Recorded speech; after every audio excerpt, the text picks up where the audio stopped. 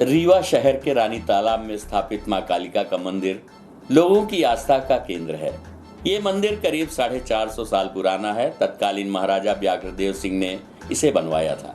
आपको बता दें कि रानी तालाब मंदिर के बारे में ऐसी मान्यता और किंवदंती है कि 450 वर्ष पूर्व लवाना जाति के लोग बैलगाड़ी में लेकर आए थे मां काली की मूर्ति।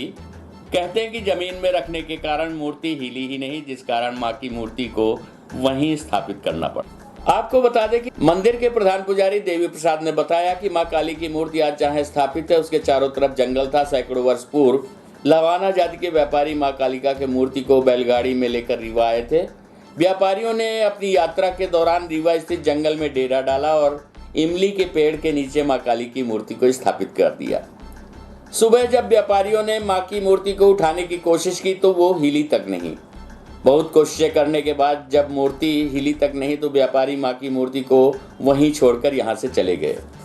किंवदंतियों के अनुसार बताते हैं कि लवाना जाति के लोग जब कभी व्यापार के लिए अपने क्षेत्र से निकलते थे तो मां काली की मूर्ति हमेशा अपने साथ लाते थे।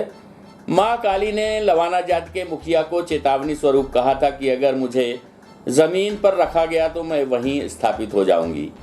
रीवा आने पर व्यापारियों को इस बात का ध्यान नहीं था और उन्होंने मां की मूर्ति को जमीन पर रख दिया, जिसके कारण मां काली रीवा आने पर वो यहीं की होकर रह गईं।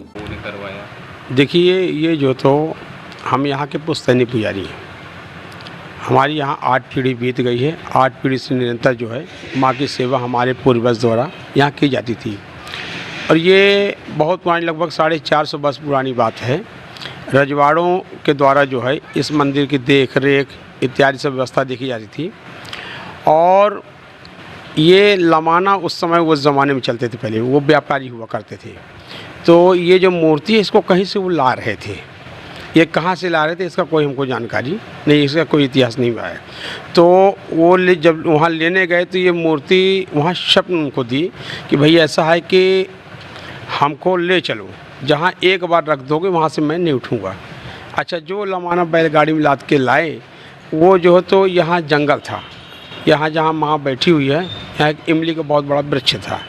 तो उन्होंने क्या किया कि रात को जंगल होने के कारण जो ने मूर्ति को उतारा बैलगाड़ी से और उस इमली के पेड़ में उड़का दिया।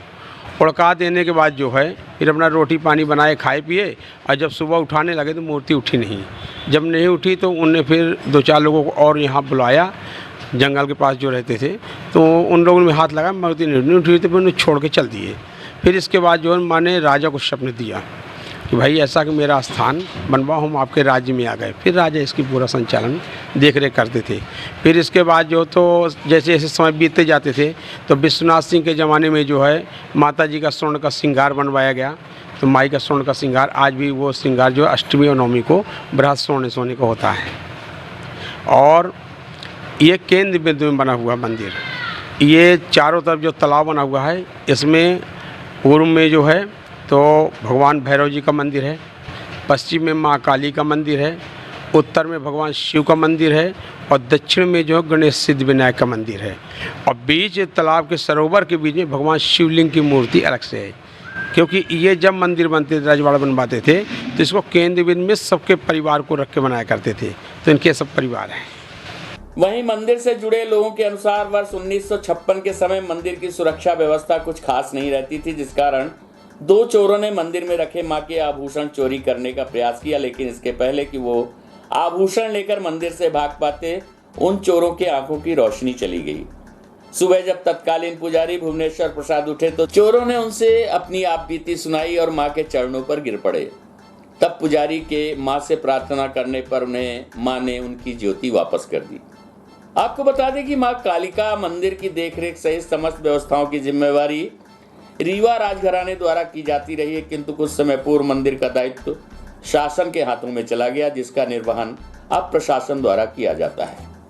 आपको बता दें कि आज रानी तालाब के कालिका मंदिर की निराली छटा को देखने दूर दूर से लोग खींचे चले आते हैं।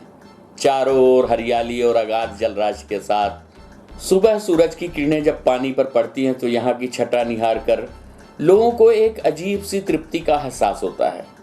आपको बता दें कि आज के रानी मां के मंदिर की निराली छटा को निखारने में शासन के पूर्व मंत्री राजेंद्र शुक्ल के अथक प्रयासों से मां काली का ये धाम अपनी रमणीयता एवं सुरम्यता के लिए पूरे प्रदेश सहित देश के विभिन्न कोनों से आए लोगों का मन मोह लेता है।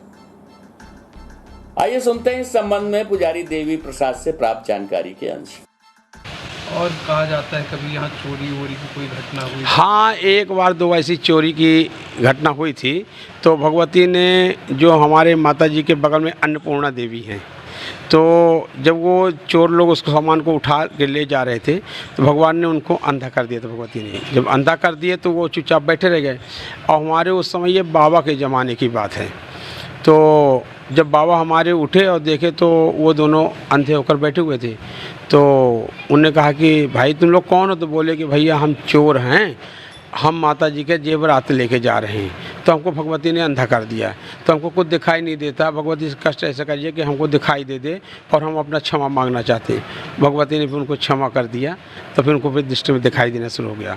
फिर अभी हमारे काल में 2-4 बार ऐसी स्थिति हुई कि लोग बाग आए और ताला तक तोड़ने की कोशिश किए, लेकिन भगवती फिर हमको स्वप्न दी कि देखो यहाँ ऐसी बात है। तो फिर मैं आके देखा तो चोर लोग मिल गए। हमको मिलने के बाद फिर उनको इधर उधर कर दिया, फिर भाग दिए लोग यहाँ से। तो यहाँ भी हमारे साथ भी ऐसे 2-4 बातें हो चुकी हैं। काफ़ी श्रद्धा है, कहाँ से लोग दूर? यहाँ लोग बॉम्बे, कलकत्ता, हर जगह से लोग आते हैं, बहुत दूर से। यहाँ तो अष्टमी नवमी के इतनी तादाद में भीड़ लगती है जिसका कोई नहीं। हम लोग करते हैं काम, सुबह शाम तक काम करते हैं, पब्लिक कम नहीं होती है यहाँ। आज की खबरों में बस इतना ही। कल हम पुनः हाजिर होंगे कुछ नई खबरों के साथ। तब तक के लिए हमें इजाजत दीजिए। नमस्कार।